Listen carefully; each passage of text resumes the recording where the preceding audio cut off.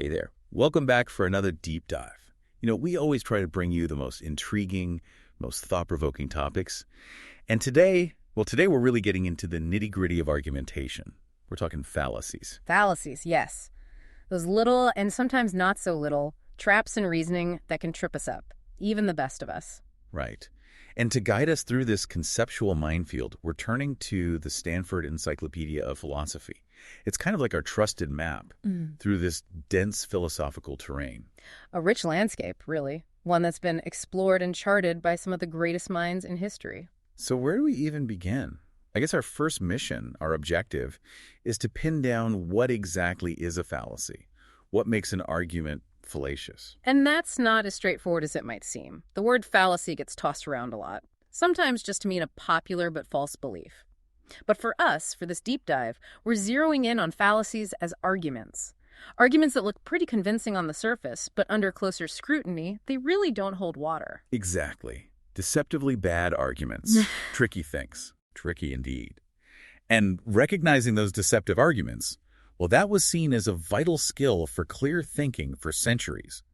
From Aristotle laying the groundwork all the way to the meticulous logicians of the 19th century, you had to be able to spot a fallacy if you wanted to engage in any kind of rigorous, rational inquiry. It was like the intellectual self-defense course of the day. You could say that. Of course, the rise of formal logic kind of shifted the focus for a while.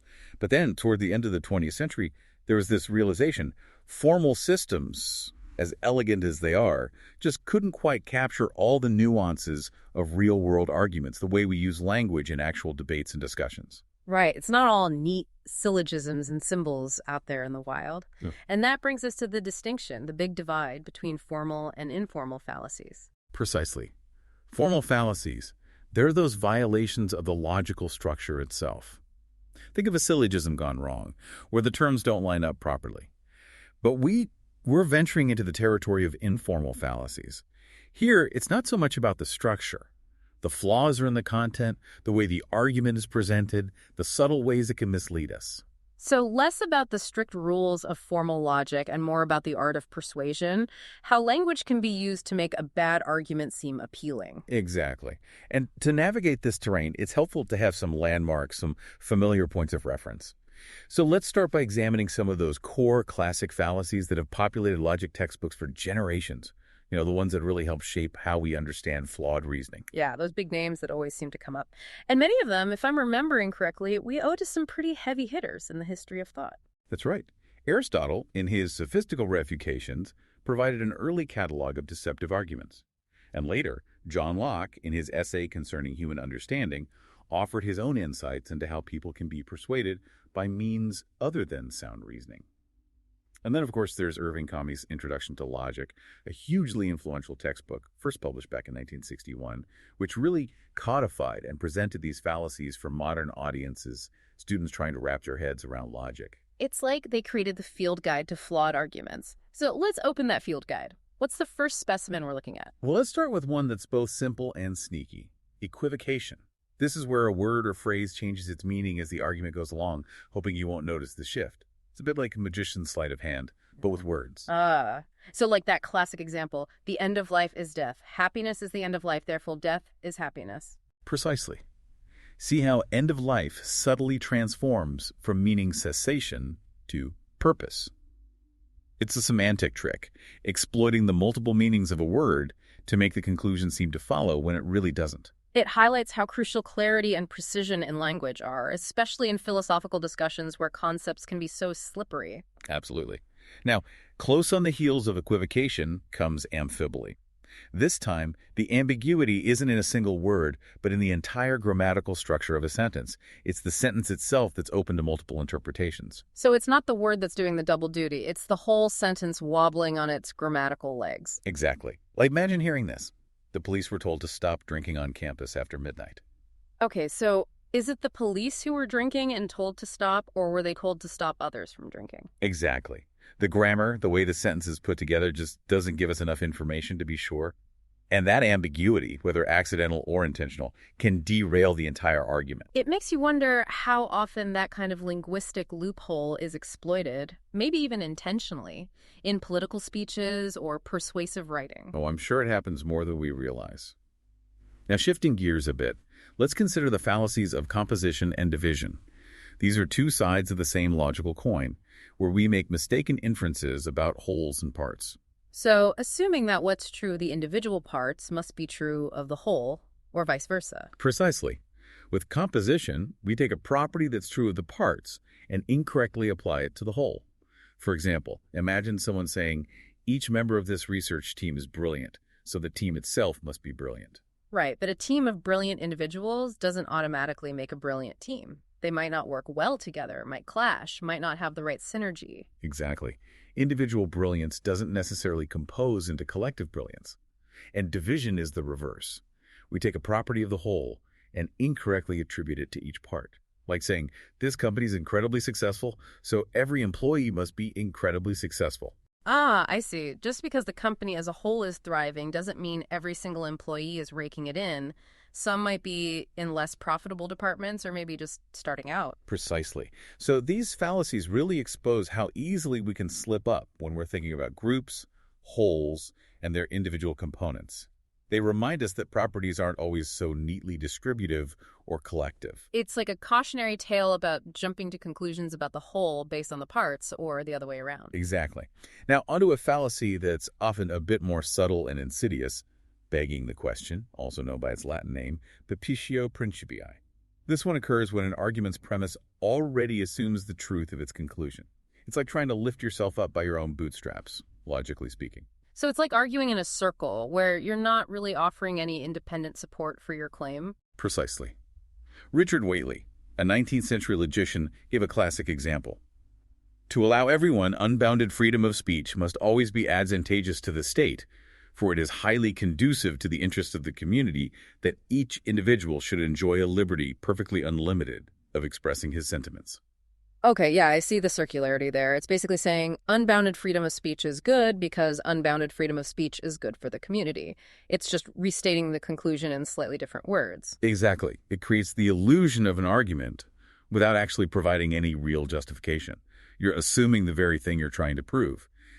And another place where begging the question often pops up is in disputes over definitions. Oh, I see. So, like, if someone argues capital punishment is wrong because it's murder, but the very definition of murder is what's being debated in the context of capital punishment. Exactly. They're smuggling the conclusion into the premise. It's like saying it's wrong because it's wrong. And then there's the broader category of circular reasoning, which can involve a whole chain of arguments that eventually loop back to the starting point. Like that classic example, I think Descartes mentioned it, where belief in the Bible is justified because it's the Word of God, but belief in God is justified because the Bible says so. Precisely. Each claim relies on the other, creating a closed loop. And these types of circular arguments, they highlight the importance of independent justification.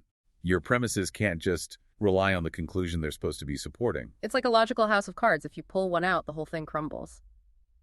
Okay, what's next in our rogues gallery of fallacies? Let's talk about the complex question, sometimes called the fallacy of many questions. This is where a single question is actually sneaking in multiple assumptions, often used as a rhetorical tactic to trap someone into an unwanted admission. I think I know where you're going with this. It's like that old chestnut.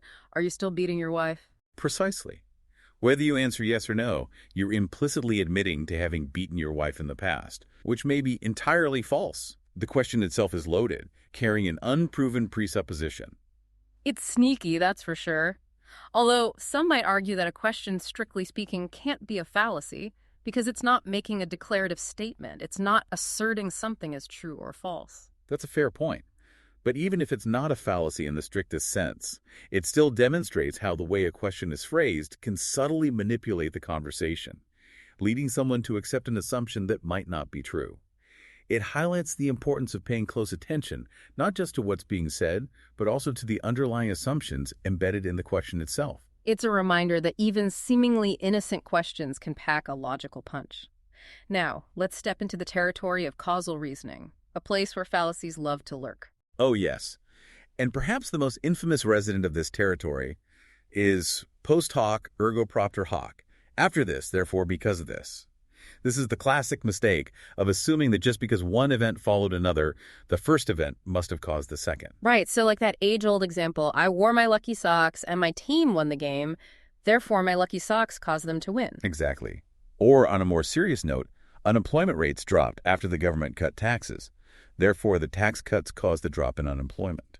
But there could be a million other factors involved, right? The economy might have been improving anyway, or some other policy might have had a greater impact. Precisely.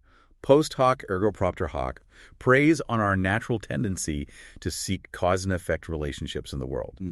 But correlation, the fact that two things happened in sequence, doesn't automatically equal causation. And that's a crucial distinction, especially when we're trying to understand complex social phenomena. Absolutely. It's like a reminder to be cautious about those tempting but often misleading narratives of cause and effect. And within the realm of causal reasoning, there are other pitfalls too, like confusing cause and effect, getting the relationship backwards, or overlooking a common underlying cause for two seemingly related events. But let's move on to another common fallacy. Okay, lead the way. Let's consider ignoratio elenchi, which translates to ignorance of the refutation. This is where an argument, while maybe logically sound on its own, completely misses the point, fails to address the actual issue being debated. So like those political debates where someone gets asked a direct question and then goes off on a completely unrelated tangent trying to change the subject? Well, sometimes that's a deliberate tactic to avoid answering, but sometimes it might be a genuine ignoratio elenchi. Imagine a debate about which city is the largest, and someone starts arguing that Calgary is the fastest growing city. While true, that's irrelevant to the question of size. Ah, I see. It's like those two ships passing in the night. The arguments just aren't engaging with each other. Precisely. And a particularly insidious form of ignoratio elenchi is the straw man fallacy. This one involves distorting an opponent's argument, making it weaker or more extreme, and then attacking that distorted version instead of their actual claim. It's like setting up a straw man, easy to knock down, instead of facing the real opponent. So like if someone argues for stricter environmental regulations and their opponent says, oh, so you just want to shut down all industry and destroy the economy. Exactly. That's a classic straw man. It misrepresents the original argument, making it seem more radical and easier to dismiss. It's a way of winning a debate, not by engaging with the actual substance, but by creating a caricature of the opponent's view. It's a rhetorical trick, that's for sure. Speaking of tricks, let's move on to those slippery characters, the ad fallacies, those arguments that try to persuade us by appealing to something other than reason. Ah, yes, those appeals to emotion, to authority, to popularity. They can be very persuasive, even if they're not logically sound. And the first one on our list is ad verecundiam, the appeal to authority. So this is where someone tries to bolster their argument by saying, well, this famous person agrees with me, so I must be right. In a way, yes. But it becomes a fallacy when the authority cited isn't really an expert on the topic at hand. Like a celebrity endorsing a product they have no expertise in. Exactly. Just because someone is famous or respected in one area doesn't automatically make them an authority on everything. It's crucial to consider the relevance of their expertise to the specific issue being debated. And it's also worth remembering that even genuine experts can disagree, especially in fields that are complex and still evolving. Absolutely. Citing one expert as the ultimate authority when there's a genuine scientific debate going on is also a form of ad verecundiam. And it's interesting to note that John Locke, when he first described ad verecundiam, viewed it more as an appeal to modesty and social deference. Back then, it was more about appealing to the authority of those in higher social positions. It shows how the concept has evolved over time, how the focus has shifted from social hierarchy to expertise. Indeed. Now, closely related to ad verecundiam is ad populum, the appeal to popular opinion. Ah, yes, the old everybody's doing it argument. Precisely. It's the mistake of assuming that just because something is widely believed or widely practiced, it must be true or right. Like everyone believes in God, so God must exist. Or most people think climate change is a hoax, so it must be a hoax. Right. But popularity doesn't equal truth. Just because a lot of people believe something doesn't make it so. Exactly. The truth of a claim is independent of how many people believe it. And a related tactic under the ad populum umbrella is what's often called playing to the gallery, where someone tries to win over an audience by appealing to their prejudices and emotions, rather than offering logical arguments. Yes, that's a common tactic in political rhetoric, stirring up fear or anger to get people on your side. Precisely. Now, the next one, ad baculum, the appeal to force, is a bit of a controversial one when it comes to fallacies. Some argue it's not really a fallacy at all, more of a coercive tactic. So this is about using threats or intimidation to try and get someone to accept your conclusion. Exactly, like saying, agree with my position or else there will be consequences. While a threat might give someone a reason to act in a certain way, it doesn't give them a logical reason to believe the position is actually true. Right. It's the difference between being persuaded by an argument and being coerced into compliance. Precisely. The debate around whether ad baculum is a genuine fallacy often hinges on that distinction. And context also plays a role. In some situations, like negotiations, where the goal isn't necessarily to establish truth but to reach an agreement, the use of leverage might be considered a strategic move rather than a logical error. It's all about distinguishing between trying to win an argument and trying to force someone into submission. So what's next on our list? Let's talk about ad misericordiam, the appeal to pity. This fallacy attempts to sway our judgment by tugging at our heartstrings rather than by presenting evidence. So like those legal defenses that focus on the defendant's tragic backstory, hoping the jury will feel sorry for them and acquit them regardless of the evidence. Exactly. It's playing on our emotions, trying to evoke compassion to get us to accept a conclusion, even if the argument itself is weak. Like, you should donate to this charity. Think of all the poor, suffering children who need your help. While the suffering of those children is a real and important issue, it doesn't logically justify donating to this particular charity. It's about recognizing when our emotions, our natural empathy, are being used to bypass our critical thinking. Precisely. Now, moving on to another big player in the fallacy game, ad hominem, attacking the person. This one, as the name suggests, is all about shifting the focus from the argument itself to the person making the argument. So instead of addressing the actual points being made, you attack the person's character, their motives, their background. Exactly. And there are a few different flavors of ad hominem. There's the abusive ad hominem, which is a straight-up attack on the person's character or personal traits, like, we shouldn't trust his economic policies. He's known to be a liar and a cheat. Right, but even if someone has a shady past, it doesn't automatically mean their economic ideas are wrong. Exactly. The argument should be judged on its merits, not on the personal flaws of the person presenting it. Then there's the circumstantial ad hominem, which tries to discredit an argument by pointing to the person's circumstances or motivations. So, of course she's against raising the minimum wage. She's a wealthy CEO, so it's in her best interest to keep wages low. Precisely. While it's fair to point out potential biases, it doesn't automatically invalidate the argument itself. Maybe there are other legitimate reasons to oppose raising the minimum wage. And finally, there's the tu quoque fallacy, which means you too. This one deflects criticism by pointing out that the critic is also guilty of the same thing. So that classic comeback, you're telling me to quit smoking, you smoke more than I do. Exactly. The fact that someone doesn't always follow their own advice doesn't make the advice itself bad. The hypocrisy of the messenger doesn't automatically invalidate the message. It's a reminder to separate the argument from the person making it, as hard as that can sometimes be, especially in the heat of a debate. Absolutely. Okay, just a couple more core fallacies to cover before we move on. Next up, faulty analogy. Analogies. Those can be so useful for explaining things, making complex ideas more understandable. But when do they cross the line into fallacy territory? Well, an analogy becomes fallacious when the comparison being made is based on superficial or irrelevant similarities that don't actually support the conclusion. The classic example is this one, often attributed to Churchill. If a child gets a new toy, they'll want to play with it. So if a nation gets new weapons, it will want to use them. Okay, I can see how that analogy breaks down pretty quickly. The motivations and context for a child playing with a toy and a nation engaging in warfare are vastly different. Precisely. The strength of an analogy depends on the relevance of the similarities being highlighted. If those similarities are weak or don't really bear on the conclusion, then the analogy fails to provide good support for the argument. It's a reminder that not all comparisons are created equal. Some are enlightening, some are just misleading. Exactly. And finally, let's talk about the slippery slope fallacy.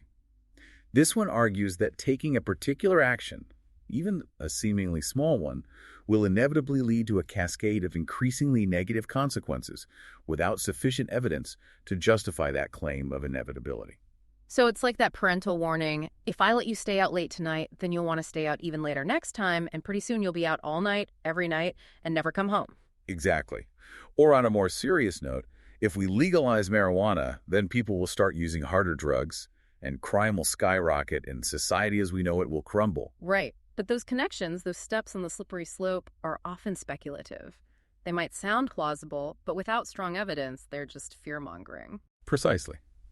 And the slippery slope often relies on vague terms and blurry boundaries. It might say, if we allow even a tiny exception to this rule, where will it end? Pretty soon, there will be no rules at all. This exploits the vagueness to suggest an unstoppable downward spiral. It's like that old saying about giving someone an inch and they'll take a mile. Exactly. The slippery slope fallacy preys on our anxieties about unintended consequences. But to evaluate it critically, we have to ask, are those consequences really inevitable? Is there a point at which the slide could be stopped or redirected? It's about examining each step on that supposed slope, not just accepting the whole chain reaction at face value. Precisely. So that concludes our tour of some of the most common and influential informal fallacies. We've seen how they can distort our reasoning, lead us to false conclusions, and undermine productive argumentation. It's like we've equipped ourselves with a mental toolkit for spotting those flawed arguments lurking out there in the wild. But as always, we want to go deeper. We want to understand not just what fallacies are, but where this whole idea of studying them even came from. Ah, yes, let's delve into the historical roots of fallacy theory. And to do that, we have to go back to the very beginning, to the source, to the one who really laid the foundation for the systematic study of flawed reasoning, Aristotle. Aristotle, the OG of logic. His work on fallacies was primarily found in a treatise called Sophistical Refutations, right? That's right. And this work can be seen as a continuation of his earlier writings on dialectic, the art of reasoned argumentation, found in his topics.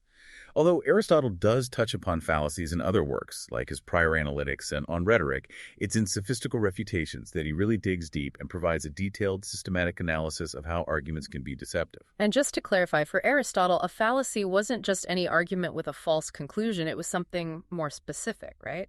Yes, it was. Aristotle was very careful in his distinctions. He recognized that an argument could have a false conclusion for various reasons. Maybe the premises were simply false. Maybe the reasoning process was flawed. He was particularly interested in what he called fallacious deductions, where the conclusion didn't actually follow logically from the premises, even if those premises themselves were generally accepted.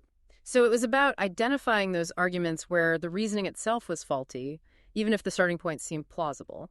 Precisely. And another key concept for Aristotle was refutation.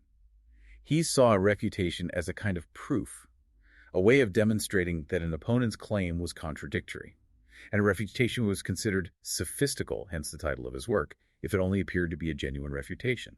That's where the fallacy resided. It was a refutation in disguise, creating the illusion of disproving an opponent's claim while actually relying on flawed reasoning. So this idea that a fallacy has a deceptive appearance, that it seems valid but isn't, was central to Aristotle's understanding from the very beginning. Absolutely. He even famously stated that sophistical refutations appear to be refutations, but are really fallacies and not refutations.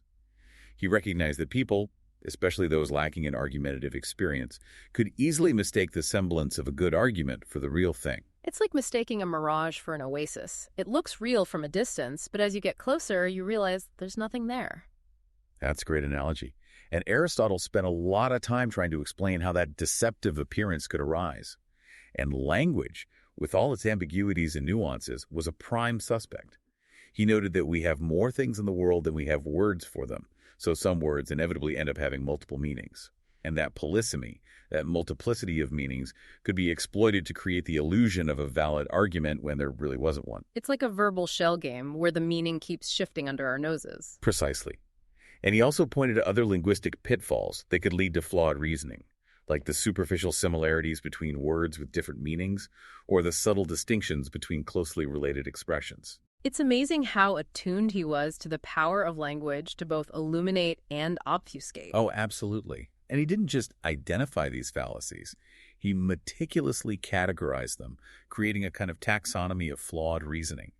He grouped them into two main categories: those that depend on language, or indiction, and those that don't depend on language, or extradiction. So the language-dependent fallacies were those that exploited the ambiguities and quirks of language itself. Exactly. And this category included some familiar faces, like equivocation and amphiboly, which we've already discussed. But he also included fallacies of combination and division of words, accent, and form of expression. Now, I remember those last three being a bit trickier to grasp. How did Aristotle understand them? Well, his concepts of combination and division differ somewhat from our modern notions of composition and division. His focus more on how the meaning of a phrase could change depending on how the words were grouped together or separated. The fallacy of accent which was particularly relevant to spoken language, referred to how changes in pronunciation or emphasis could alter the meaning of a sentence. And the fallacy of form of expression involves mistaking a quality for an action, or vice versa, based on the grammatical similarity between them. It's fascinating how he dissected language, almost like a surgeon, identifying all the potential points where meaning could go astray. He was a master of precision, that's for sure. Now, the fallacies that didn't depend on language, the extra additionum category, those were a bit more diverse. What were some of the key ones in that group? Well, he had accident, secundum quid, consequent non-cause, begging the question, ignoratio elenchi, and many questions. Accident was based on his distinction between essential properties and accidental attributes, a concept that has been debated and interpreted in various ways over the centuries. It's one of those that can make your head spin a bit if you think about it too long. It can, definitely. Then there's secundum quid, which involved failing to distinguish between absolute and qualified uses of a term. Consequent was the mistake of assuming that if B necessarily follows from A, then A must also necessarily follow from B. Non-cause occurred in those arguments where you try to prove something by showing that the opposite leads to a contradiction, and you mistakenly assume that a superfluous premise is the cause of that contradiction. Begging the question, as we've discussed, involved assuming the very thing you're trying to prove. Ignoratio elenchi occurred when an argument failed to actually contradict the opponent's claim, even if it seemed to. And many questions involve posing multiple questions disguised as a single one, which could then lead to invalid inferences from a single answer. Wow, it's remarkable how comprehensive his analysis was, considering the historical context. He really laid out a detailed roadmap of flawed reasoning, and as you mentioned earlier, there have been many interpretations of his work over the centuries. Oh, absolutely. Some scholars, like Hamblin, have emphasized the inherently dialogical nature of Aristotle's fallacies, arguing that they are best understood within the context of a live, argumentative exchange between two or more people. Others, like Hintika, have analyzed them through the lens of formal game theory and question-answer dialogues. Woods and Hansen, in contrast, have focused on the non-dialogue aspects, viewing the fallacies primarily as flawed deductions that create the appearance of genuine refutations. And more recently, Schreiber has argued for the importance of understanding Aristotle's epistemological and metaphysical commitments to fully appreciate the nuances of his approach to fallacies. It's amazing how a single work can generate so much discussion and debate, even centuries later. It shows how rich and fertile his ideas were. Absolutely. Now, moving beyond Aristotle, we encounter another major figure in the history of ideas who, while not directly engaging with Aristotle's list of fallacies, offers some crucial insights into the sources of error in human thinking. You're talking about Francis Bacon, right? The father of the scientific method. Precisely. In his Novum Organum, Bacon wasn't so much concerned with specific logical fallacies as he was with identifying broader cognitive biases, what he called idols, that can distort our understanding of the world and impede scientific progress. So he was interested in those ingrained habits of thought, those mental shortcuts that can lead us astray, even when we're trying to be objective and scientific. Exactly. He identified four main types of idols. The idol of the tribe referred to those biases that are inherent to human nature itself, common to all of us. The idol of the cave referred to those biases that are unique to each individual, shaped by our personal experiences and beliefs. The idols of the theater stemmed from the influence of philosophical systems and dogmas that can blind us to alternative ways of seeing the world. And finally, the idol of the marketplace arose from the ambiguities and limitations of language itself, how words can mislead us and create false impressions. It's like he was creating a catalog of the mental traps that can ensnare us, both individually and collectively. And his insights are still relevant today. We might not use his specific terminology, but we can still recognize those idols at play in our own thinking and in the broader cultural landscape. It's a reminder that even the most brilliant minds are not immune to bias, and that clear thinking requires constant vigilance against those subtle distortions. Now, after Bacon, the study of fallacies continued to evolve, with other thinkers adding their own perspectives and classifications. Yes, and one important development came with Antoine Arnauld and Pierre Nicole, who co-authored a highly influential logic textbook known as the Port Royal Logic. Their work represented a significant shift in the study of fallacies, moving away from the purely abstract, logical focus of Aristotle towards a more practical and contextualized understanding of how errors in reasoning manifest in everyday life. So they were less concerned with the formal structure of arguments and more interested in how people actually reason with all their biases and imperfections. Precisely. And one key innovation they introduced was the distinction between sophisms related to scientific subjects, largely based on Aristotle's work, and sophisms found in everyday discourse. They included updated versions of several Aristotelian fallacies, often applying them to issues in natural philosophy, and also introduced the concept of causal fallacies, specifically non causa pro causa and post hoc ergo propter hoc, which we've already discussed. They also expanded the scope of ignoratio elenchi, encompassing not just missing the point of an argument, but also misrepresenting an opponent's view by attributing to them irrelevant or even fabricated consequences. So they were broadening the scope of fallacy theory, bringing it down from the ivory tower and applying it to the messiness of real-world arguments. Exactly. And they also introduced the ideas of sophisms of authority and sophisms of manner, which can be seen as early considerations of appeals to inappropriate authority and the persuasive and potentially misleading power of rhetorical presentation. They recognize that the way an argument is presented, the style and tone used, can significantly influence our judgment, even if the logic itself is flawed. It's like recognizing that it's not just what you say, but how you say it that matters. Precisely. And then, of course, we come to John Locke, who had a profound impact on the study of fallacies, even though he didn't actually use the term fallacy himself. Right. He was more concerned with identifying those persuasive tactics that operate outside the realm of reason, what he called the ad arguments. Exactly. In his essay concerning human understanding, he explicitly set out to identify and categorize those arguments that appeal to something other than the merits of the argument itself, contrasting them with what he considered to be genuine judgments based on sound reasoning.